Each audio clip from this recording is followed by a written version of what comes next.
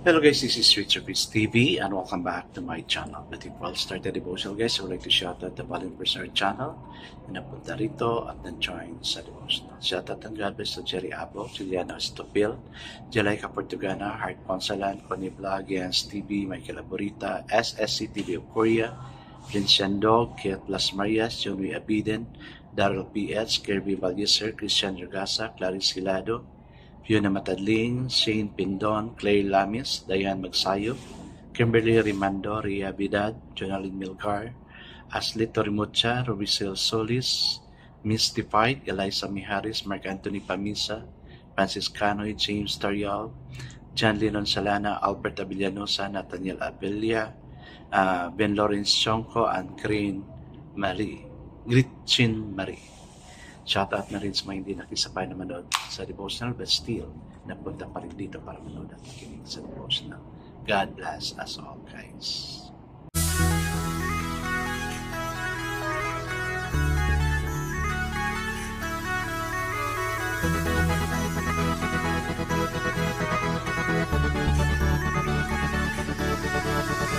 Rich TV, when you heard it, number one is on the top. Good advice is will never stop. Rich TV, when you heard it, number one is on the top. Good advice is will never stop.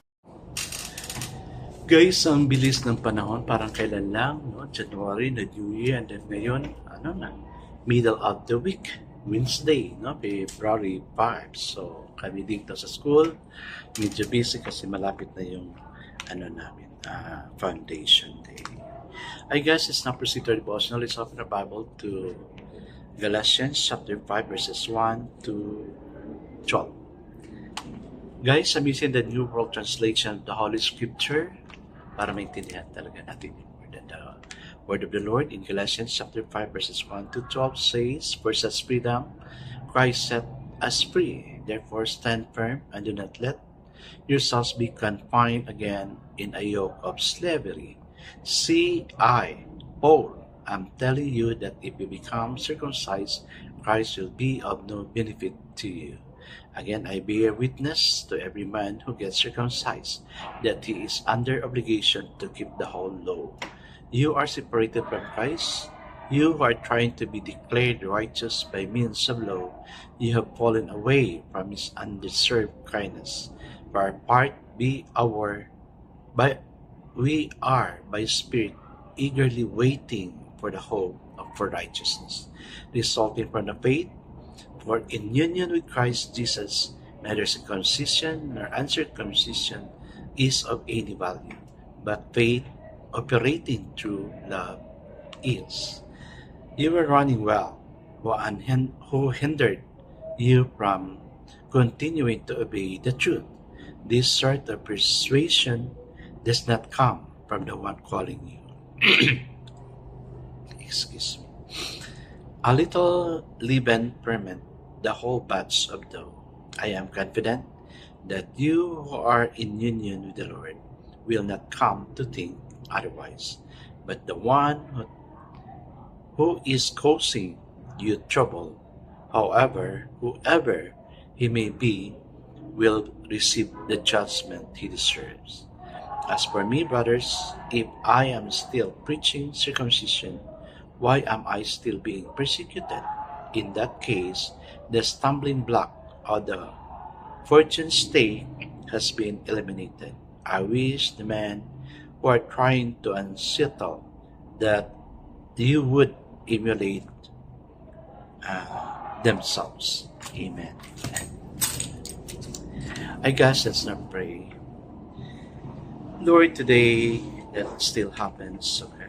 But thank you that whether Jews or Gentiles, circumcised or uncircumcised, okay? You consider us your children because we are so dependent on you.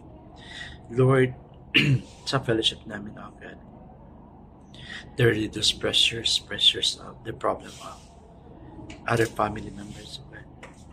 Even dito, oh God, may mga estudyante, mga kaibigan ko na dito ngayon who are suffering from pressures.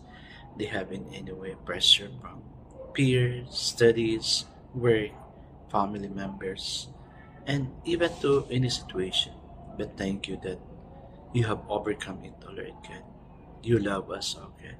You consider us your children because we are yours, oh God. Bless each one nandito ngayon, oh God, who really make time to come and join this devotion. Bless us all as we move on, oh God. In Jesus' name we pray. Amen and amen.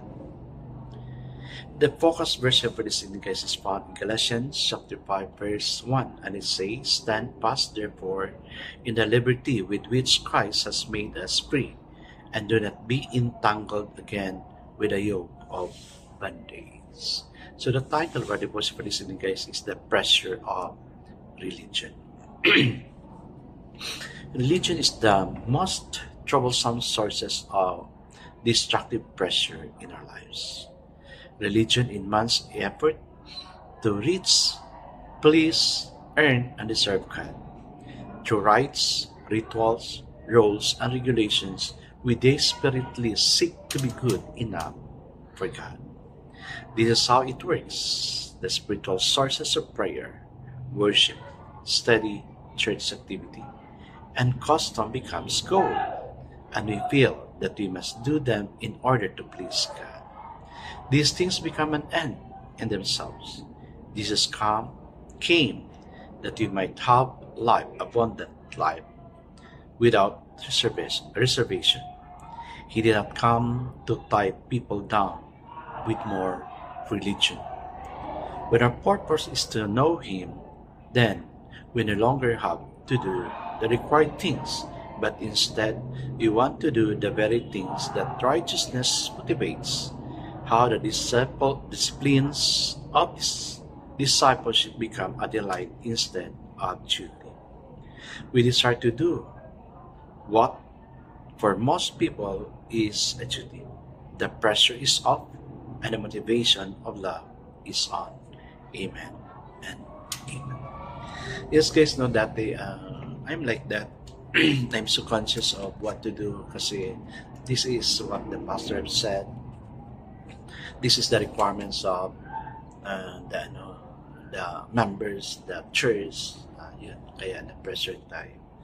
But if you are doing things your own, alam mo kung ano yung ginagawa mo, nagbabasa ka ng Bible, nag-meditate, you always pray, then you also do your part of evangelizing the word, then you're not guilty because you're doing your part.